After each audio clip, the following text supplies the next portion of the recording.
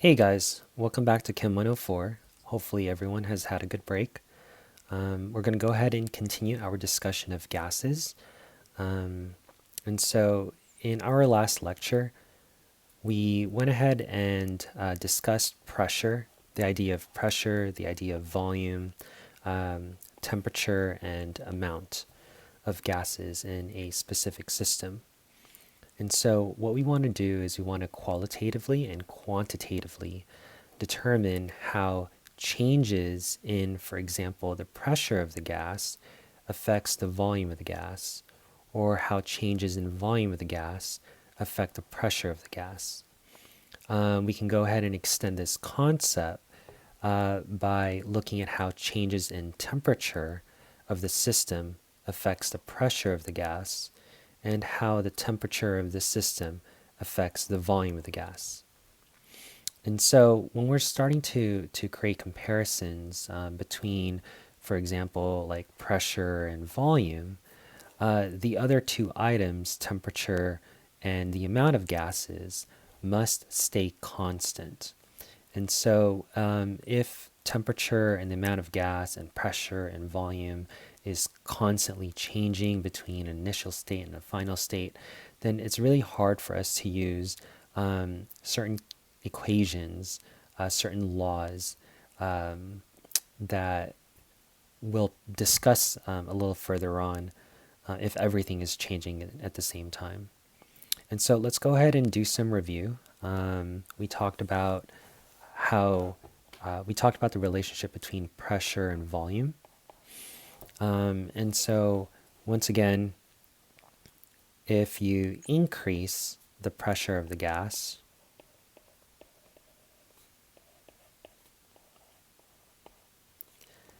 then the volume of the gas decreases. So there's an inverse relationship between the two.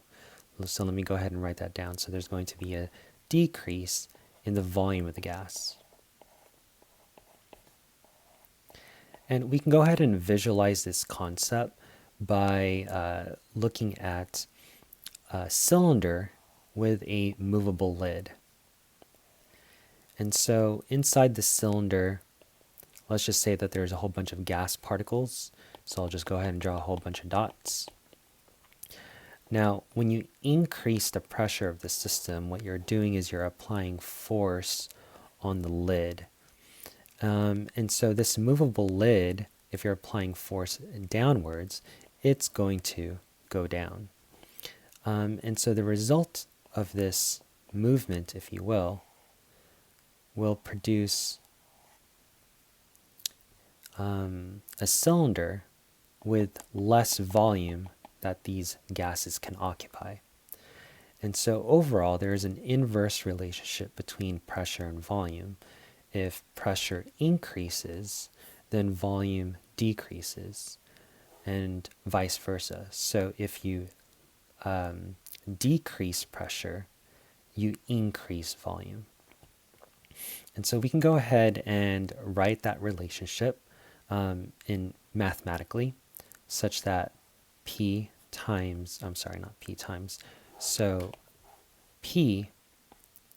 is equal to 1 over V.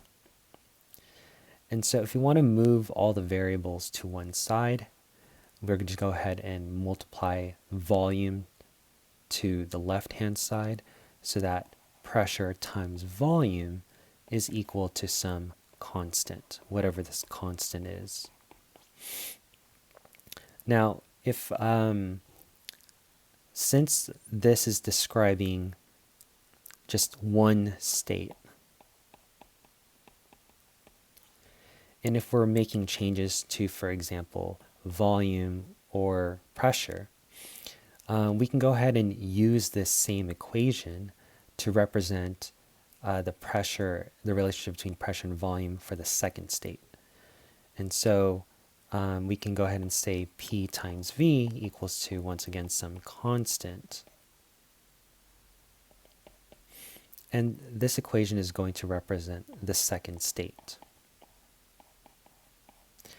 Now, if we put these two constants equal to each other, we get the pressure of the first state, or the initial state, if you will, times that by the volume of the initial state, it's going to give us the pressure of the second state, or the final state, times that by the volume of the second state, or the final state.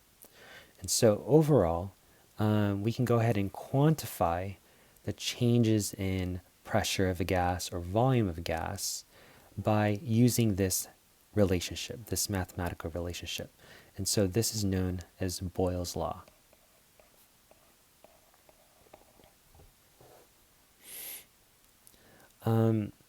Cool. And so here we went ahead and discussed how changes in pressure of the gas or volume of the gas affects the other variable. And so we're going to go ahead and take a look at volume and temperature, the relationship between volume and temperature. And once again, when you're doing these binary comparisons, if you will, of these variables, the other two variables must stay constant. And so if we're specifically looking at the relationship between volume and temperature, oops, oh yeah, that was right. We're going to go ahead and assume that pressure and the number of moles, or the amount of gas, is going to be held constant. Okay. In other words, when we go from the initial state to the final state, the pressure is the same and the number of gas is the same. So therefore, we can go ahead and exclude those variables from our equation. And so if we're going to look at volume and temperature, let's think about the concept first. And we can go ahead and do so by thinking about a balloon.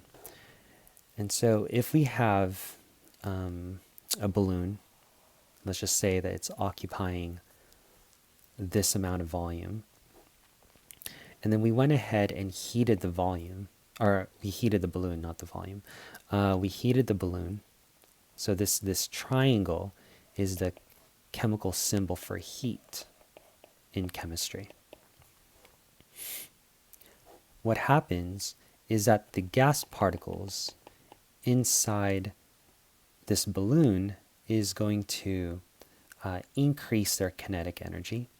And so therefore, they would want to push against the surface, or they're going to collide more frequently against the surface of their container, thus expanding the volume of the balloon.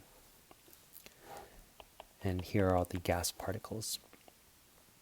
And so we didn't really change the number of gas particles, but what we did is we added kinetic energy to these gas particles, allowing them to move faster.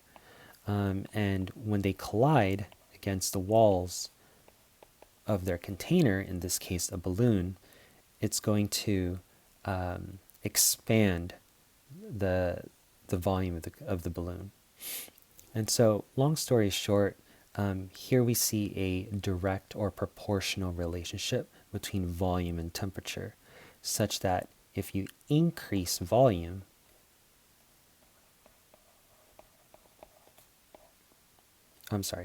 such that if you increase temperature, it's also going to increase the volume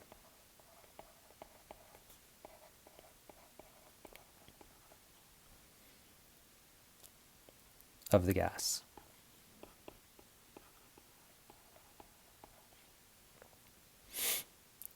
And so this only works one way. Volume cannot change the temperature of the system.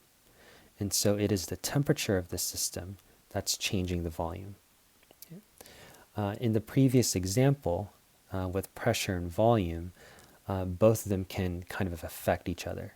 If you increase the volume of the container, that means that there's more room for the gas particles to kind of move around, and so therefore you decrease the pressure of the system. And so looking at the relationship between volume and temperature, since there is a proportional relationship between temperature and volume, we can go ahead and say, that volume, or V, is proportional to temperature. And so once again, we can go ahead and multiply that by some constant. It doesn't really matter what it is at this point. And so this is the mathematical relationship that describes the concept, or the conceptual relationship between volume and temperature. And so if we wanted to use this equation to describe one specific state, we can go ahead and say that V1 over T1 is equal to some constant.